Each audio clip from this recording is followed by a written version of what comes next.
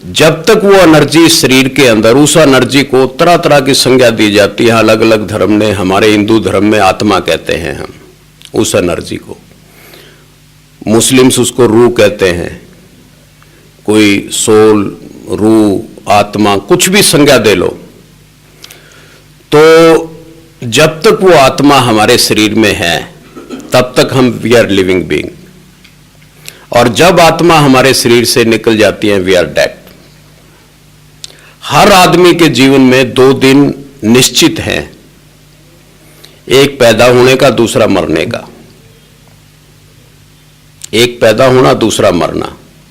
और जीवन कहां से, कब, कैसे शुरू होता है? जीवन शुरू होता है, ये आत्मा जब बच्चा मां के पेट में 5 महीने का होता है तब ये शरीर ग्रहण करती है, और पूरा 9 महीने का होने के बाद में इस सृष्टि मंच पे जन्म ले लेता है। इतना सा बच्चा होता है, और प्रकृति के 5 तत्वों से ये हमारा इतना बड़ा शरीर बन जाता है।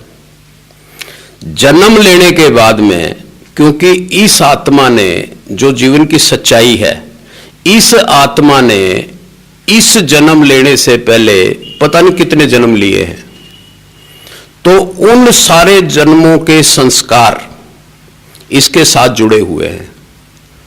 जैसे इस आत्मा की सोच शक्ति है, आत्मा की 3 मुख्य शक्तियां, मन, बुद्धि और संस्कार।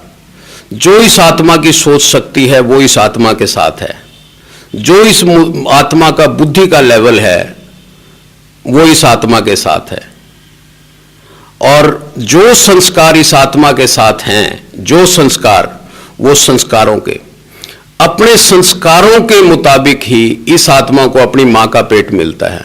किसी को रानी का पेट मिल गया, और किसी को सड़क पे वर्कर का पेट मिल गया। ये जो इस आत्मा ने पिछले जन्मों के अंदर अपने कर्म किए हुए हैं, उस कर्मों के मुताबिक से ये पेट मिलता है। उसके बाद में ये आत्मा इस सृष्टि मंच पे जन्म लेने के बाद फिर ये अपनी यात्रा शुरू करती है। और तो उसी दिन से, जैसे ये आत्मा है, मेरा ये थोड़ा सा बैकग्राउंड देने का ये मतलब था कि इस आत्मा के मेजर इवेंट्स, कि इसने कितने दुख और सुख भोगने हैं। इस आत्मा को ये शरीर मिलता ही अपने दुख और सुख कर्मों का भोग भोगने के लिए मिलता है। ये जो हमारे को अपना शरीर मिला, इस आत्मा ने ये जन्म लिया, ये जन्म कर्मों का फल भोगने के लिए मिलता है जो इसने कर्म किए हुए हैं। और उन कर्मों के फल भोगने के लिए तो major events of life are already decided. इसका आखिरी अंत भी उसी दिन निश्चित है, कोई 1 सेकंड भी इसमें कमी पेशी नहीं कर सकता। और इसने क्या क्या प्राप्तियां करनी है वो भी निश्चित है। Major events of life are already decided. वो पिछला किए हुए कर्मों का फल भोगना है, और नए हमने कर्म इसके अंदर पैदा करने हैं, नए कर्म पैदा करने हैं। तो ये आत्मा यहां से अपनी सृष्टि मंच के ऊपर जन्म लेने के बाद अपनी जीवन यात्रा शुरू करती है। जीवन यात्रा जैसे ये शुरू करती है तो इसकी तरह तरह की आत्माएं इसके साथ जुड़ेंगी। जिस आत्मा का इसके साथ जितना भी लेन देन का संबंध है उस हिसाब से वो इसके साथ जुड़ जाएंगे। जिसका गहरा संबंध है वो पति बन के जुड़ जाएगा बहन के साथ, और जो पत्नी बन के जुड़ जाएंगी, कोई औलाद बन के जुड़ जाएगा। कई हमने जीवन में देखा होगा कि कोई दोस्त मिलेगा, आएगा लाखों का फायदा करके, कोई ऐसी बात बतला जाएगा कि लाखों का आपको फायदा हो जाएगा। कोई आएगा लाखों का नुकसान करके चला जाएगा। कोई आपको दुख देने के लिए आएगा, कोई आपको सुख देने के लिए आएगा। ये आत्माओं का सब लेन देन का हिसाब किताब है। जिस आत्मा का जिसके साथ जितना गहरा लेने देने का हिसाब किताब है, उसी हिसाब किताब के साथ ये आत्मा उसके साथ जुड़ जाती है। आत्मा संसारिक आत्माएं, वो संसारिक संबंध हैं, और वो संबंध जब तक हैं जब तक वो लेन देन का हिसाब है, और जब तक हम संसार में हैं, संसार में हैं।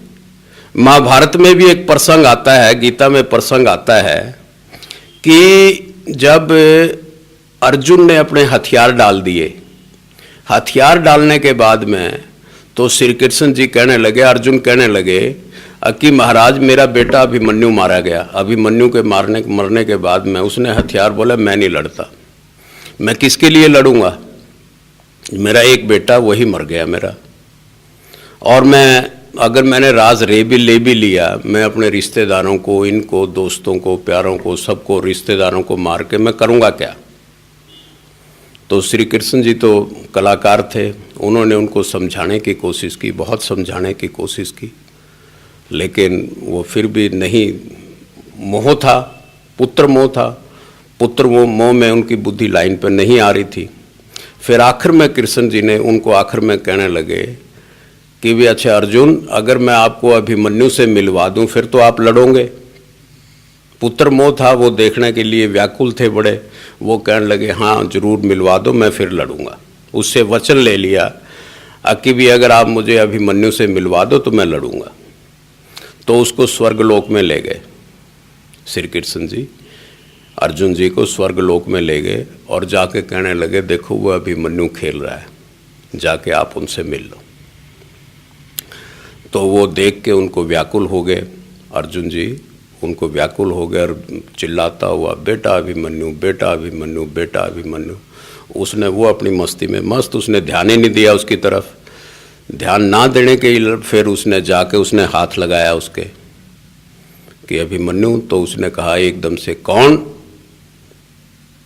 तो वो एकदम से बड़ा ताज्जुब हुआ कि भाई कि मैंने गलत आदमी के तो नहीं हाथ लगा लिया, गलत आदमी के तो नहीं हाथ लगा लिया। तो उससे फिर उसने कहा एकदम से, अर्जुन ने बोला कि अर्जुन वो अभिमन्यु आपने पहचाना नहीं, मैं आपका बाप हूँ। मैं तो 3 दिन हो गए मैंने रोटी खाई नहीं, पानी पिया नहीं, कुछ भी नहीं किया, और तुम मुझे पूछते हो कौन। तुम मुझे इतना जल्दी भूल गए। तो फिर वो अभिमन्यु हंसा और हंस के कहने लगा, बोला सुन अर्जुन, बोला कि ये जो बाप बेटे का रिश्ता ये सृष्टि लोक का रिश्ता था। मैं 50-100 बार तो आपका बाप बना और 100 बार मैं आपका बेटा बना, और मैं अपना कर्म करने के लिए सृष्टि लोक पे गया था।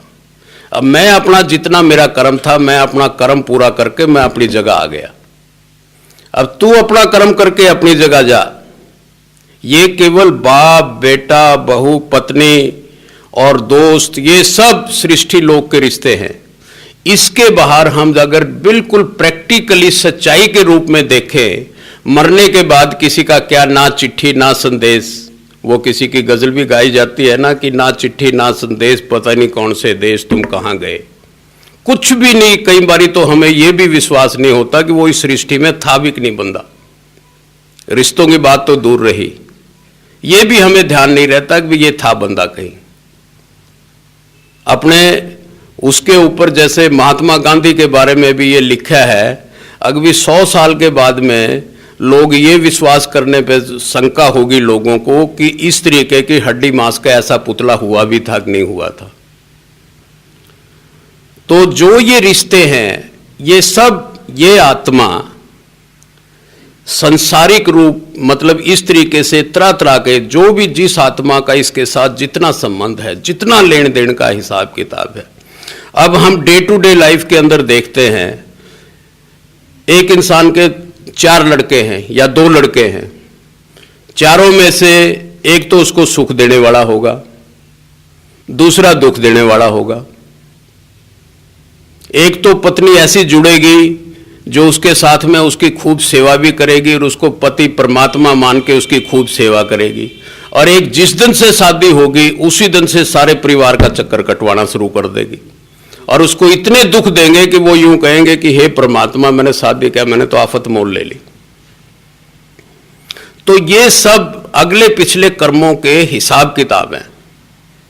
अब इसके ऊपर कहानियां तो बहुत हैं कि ये सब जितने भी हैं, मैं एक छोटी सी कहानी एक सुनाता हूँ। एक कहानी इसके ऊपर कर्मों के हिसाब किताब के अंदर।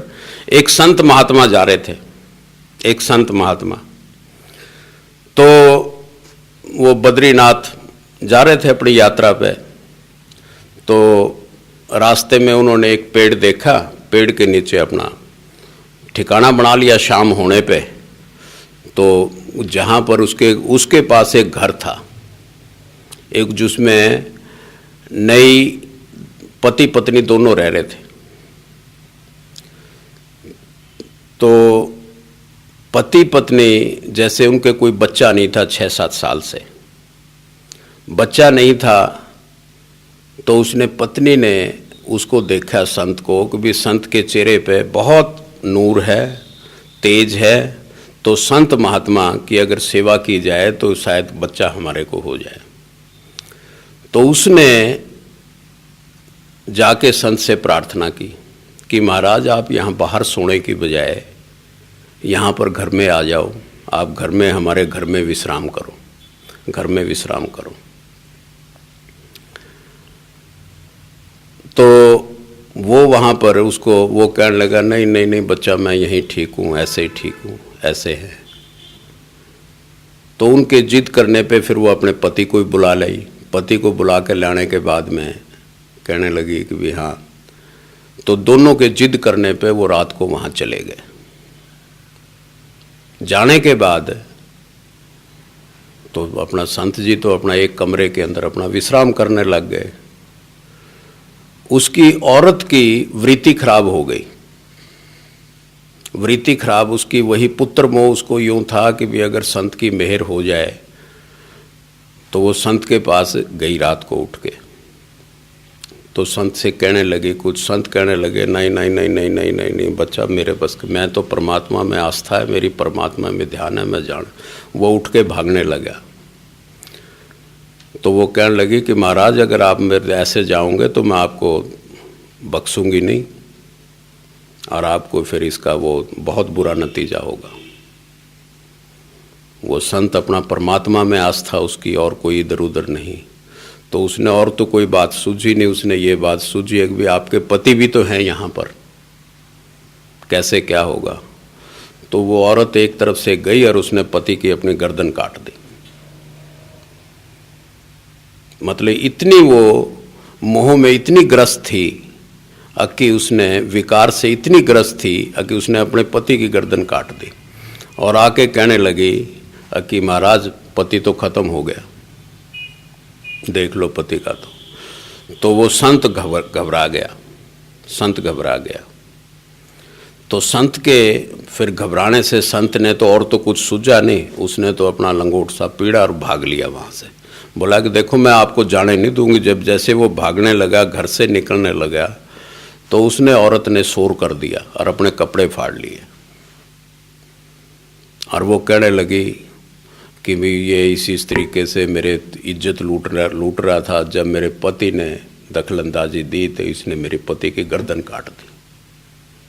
तो गांव के सारे लोग इकट्ठे हो गए वहाँ पर। इकट्ठे होने के बाद में तो सभी गांव के सरपंच और पंच वगैरह वगैरह वो कहने लगे कि भी देखो कोर्ट तहसील में जाएंगे तो वहाँ बहुत टाइम लगेगा, इसको मौके पे ही सज़ा दे दी जाए।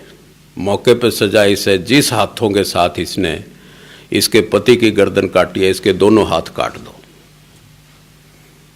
और पंचायत में उसके संत के दोनों हाथ काट दिए। दोनों हाथ काटने के बाद में फिर वो संत अपने हाथों को जोड़ के फिर वो तो अपनी यात्रा पे फिर चल पड़ा।